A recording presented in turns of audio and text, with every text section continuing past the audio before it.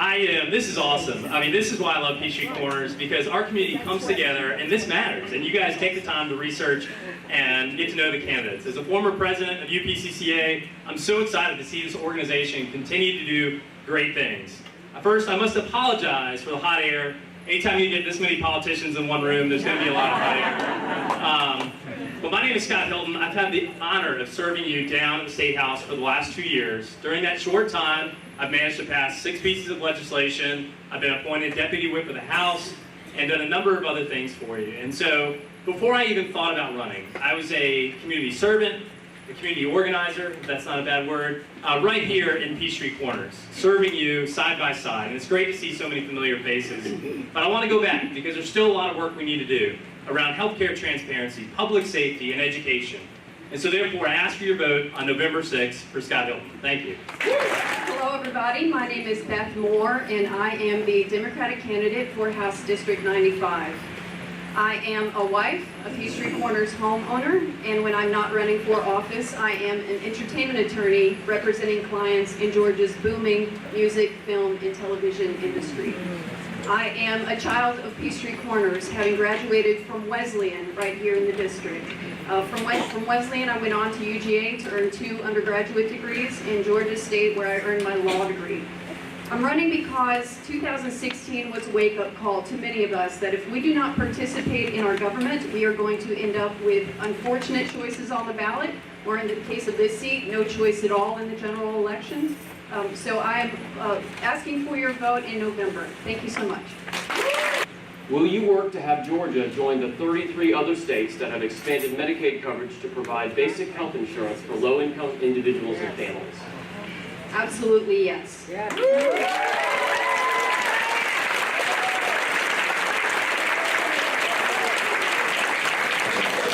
Not only do we have a moral obligation to make sure that every Georgian has access to life-saving health care and prescription drug benefits, this Medicaid expansion covers working Georgians. And not only that, it would bring back billions of dollars into the state of Georgia. Those are your federal tax dollars that you have already sent to Washington that are ready to come back into the state. But unfortunately, our current leadership down at the legislature has said no thanks to your money coming back into the state. That would also help create 56,000 good-paying jobs in healthcare. So the Medicaid expansion is not only the right thing to do, it is the economically smart thing to do.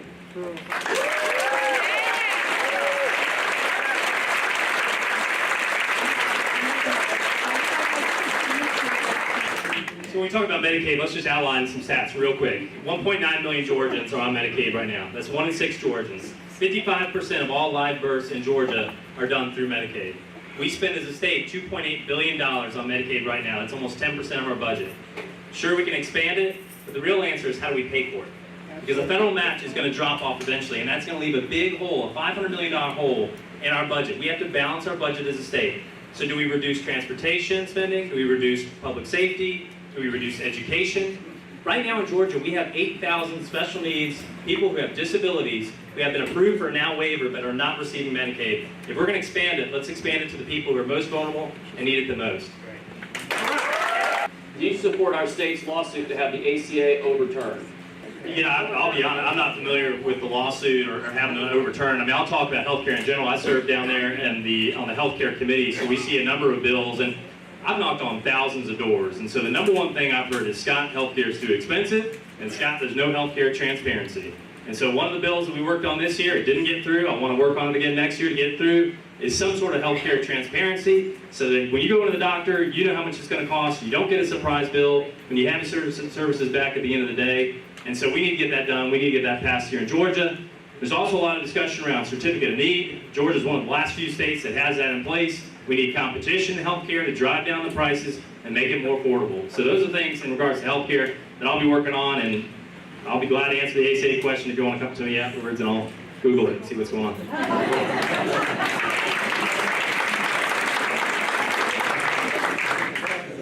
Well, I am familiar with the lawsuit to undo the Affordable Care Act, otherwise known as Obamacare, and I think it's terrible that our state is engaging in that lawsuit. Remember, the Affordable Care Act was the best feasible chance that we had to work within the private insurance industry and to rein in some of its worst abuses without destroying the entire system as it is.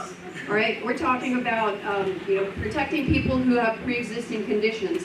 I too have a pre-existing condition. Okay? Not only that, but the ACA is allowing your children to stay on your insurance plan up to the age of 26. There is a lot that we need to keep about the ACA, as well as amend those parts that are not working. Thank you. Will you fight for state subsidies so that school teachers can purchase guns and bulletproof vests at a discount? I feel like I need to preface any conversation about guns with saying that I live in a gun-owning household. All right, my brother has just about every gun under the sun and has taught me how to shoot them. But even thinking about when I was a student in school and at UGA and Georgia State, having more guns on campus would not make me feel safer. All right. Some people use guns to protect themselves. For others, we are victims of gun violence. So we need to be smart about our gun policies. I support increasing school resource officers, like others here have said, using technology to keep our students safe. And I believe that if we invest more money in education to lower class sizes, we can engender better relationships between teachers and students so that teachers can look for problems before they start.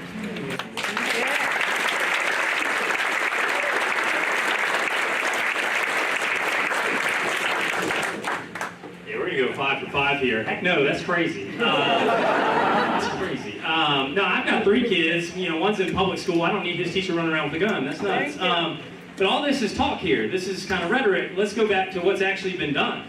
So this year, the General Assembly approved $18 million to go to school safety. $1 million that here in Gwinnett. Gwinnett's a leader in school safety. I've met with Alvin Wilbanks. They do a fantastic job.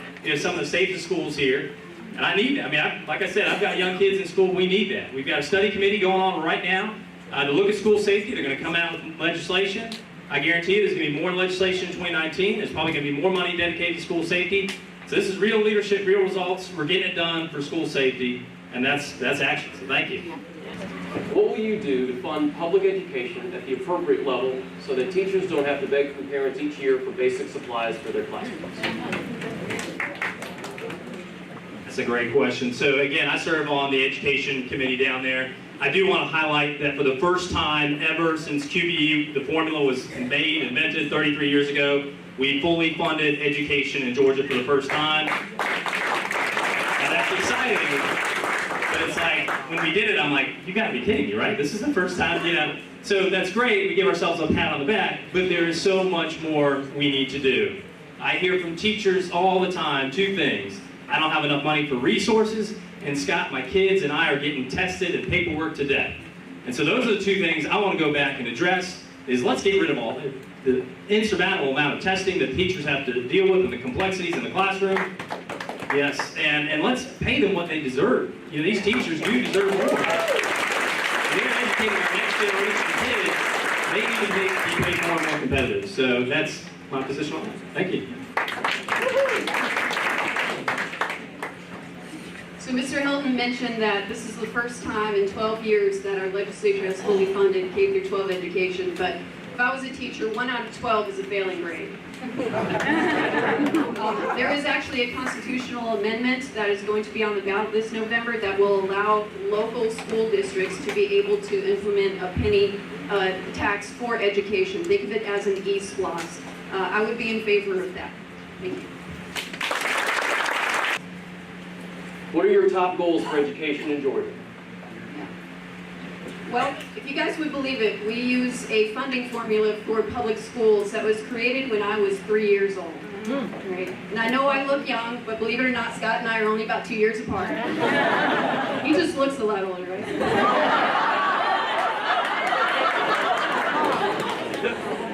So, we do need to revisit our funding formula. We need to make sure that we are using our resources well. We need to make sure that teachers are paid appropriately so that they decide to stick around.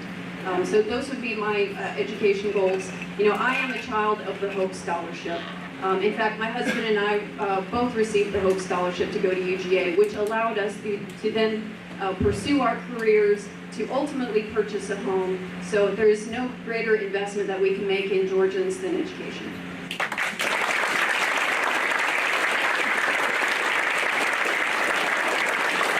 And now, when I lack in beauty, I make up in brains.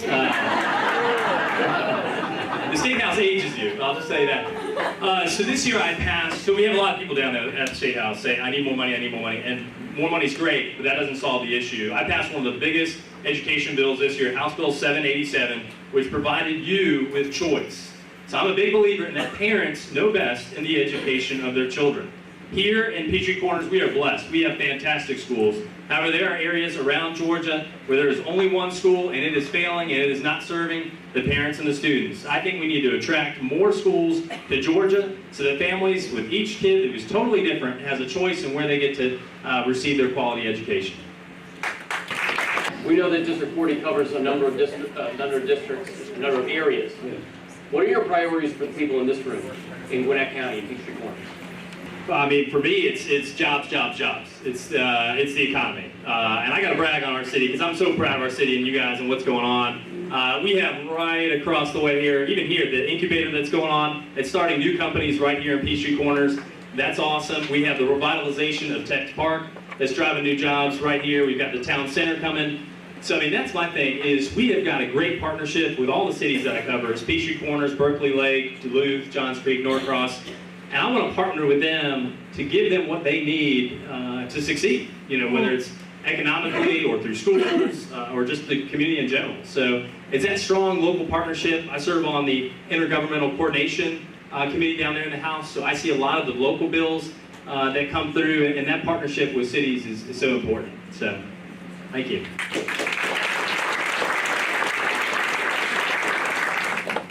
How many times have you talked to someone who said that they would love to be able to leave their job and start a business, but they could not afford to leave their health benefits?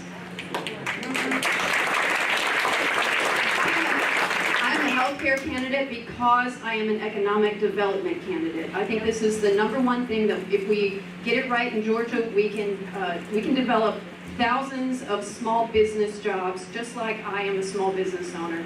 And as a small business owner, you know, the biggest expense that I could incur would be obtaining health insurance. This is something that we can solve. Other states have solved it, and Georgia needs to get on board. Obviously, there's no possible way to ask all these questions, but I think what we are going to do is allow the candidates to ask each other a question. There is one very important issue that we have not talked about tonight. That's perhaps an uncomfortable topic for some people here, and that is the topic of women's reproductive rights. This is an area this is a topic that is very important to at least 50% of this room, plus many of the men who support women's reproductive rights. So my question to Mr. Hilton is, you have gone on record saying that you do not believe that a woman has a right to control her body under any circumstances when she's pregnant, whether that's a result of rape or incest or simply her choice. So I'm here to ask you, in front of these folks, if you can tell me, if I were to become pregnant, under what circumstances could I control my own body?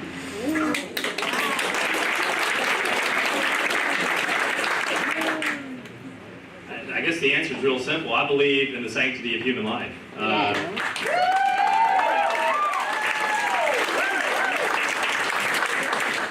believe we're all born in the image of God. You know, this issue is personal for me. We have a child with a disability. He has Down syndrome. The abortion rates among that population are incredibly high. I couldn't imagine a life without my son. And that drives a lot of my policy decisions. So I appreciate the question.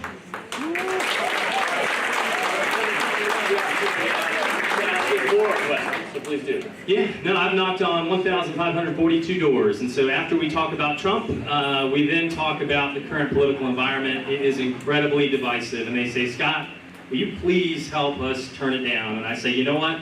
I've worked across the aisle, I've gotten stuff done, I don't care if you have an R or D, if it's a good idea that gets the community going forward, let's do it. So in that vein, I'm gonna ask a fun question. What's your favorite movie? Thank you for the fun question. I appreciate that. You know, the first movie that comes to mind is Forrest Gump.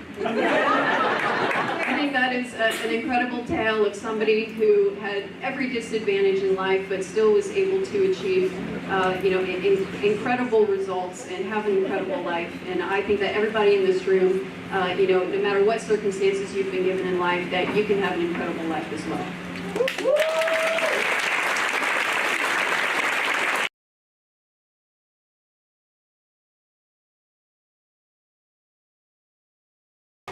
I love you guys. I love this community. That's why I've served in this community for years before I was even an elected representative. I didn't run for a title. I didn't run for who's in the White House. I ran for who's in your house. And that's who I care about. Not who's in the White House, but you. And there's a lot of noise and a lot of hype at the national level. But let's look at things, what's going on here in Georgia. Georgia's the #1 state to do business. Georgia's one of only 9 states with a AAA bond rating. We just did the largest tax cut in Georgia history. It is now easier to adopt a child here in Georgia. By all measures, Georgia is on the right track. And I've just been honored to represent you and be a part of that, and be a part of that success. And what does that mean for us here locally, our community? Let's bring it back here. We're seeing better jobs, wages that are growing higher than the national average, education, and a vibrant community. And that's what I'm about, and that's what I want to bring to you. We need to rise above the political rhetoric and get things done. And that's why I'm down there, to get beyond all that and to fight for you. And there's still work to be done. We've talked a lot about tonight about healthcare. We've got to fix healthcare at the state level. Transportation, we've made big strides with the regional transit bill last year. There's still more to be done. Education, by all measures, we still rank at the bottom half of states. There's more to be done with our teachers and students. And I would like to go back and do that and work hard for all of you in this room. So if you're looking for someone to rise above the rhetoric, to get things done, I urge and ask you to vote for Scott Hilton on November 6th. Thank you.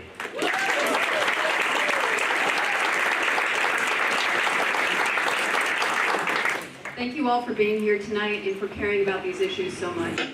My first foray into politics was in 2008, when I went on CNN during the Obama-McCain election year to advocate for my then chosen candidate, Barack Obama.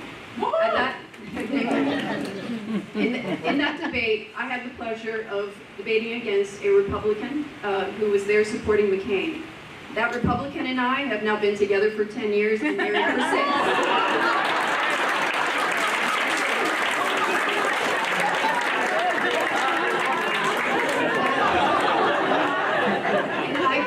I can definitely say that my husband is voting for me. Thank you, Mr. President. I tell you that story to tell you about the type of person that I am. I am not a super partisan, but I see a problem that has only gotten worse over the past 2 years, and that is why I stood up, along with the thousands of other first-time candidates across the country, many of whom are women. Yes.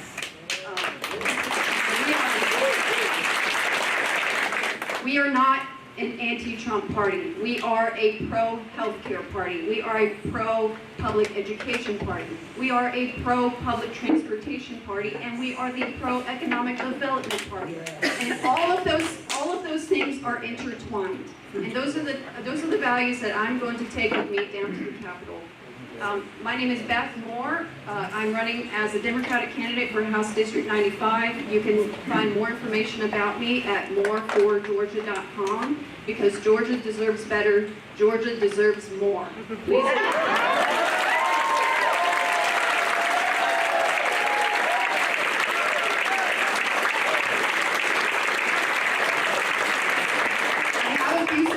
So I will say early voting starts October 15th. You can vote for me on November 6th. And I do want to thank everyone on this panel, whether you're an elected representative now or you're a candidate. It is really a hard job being up here, but it is worth it, and I look forward to serving you down at the legislature. Thank you.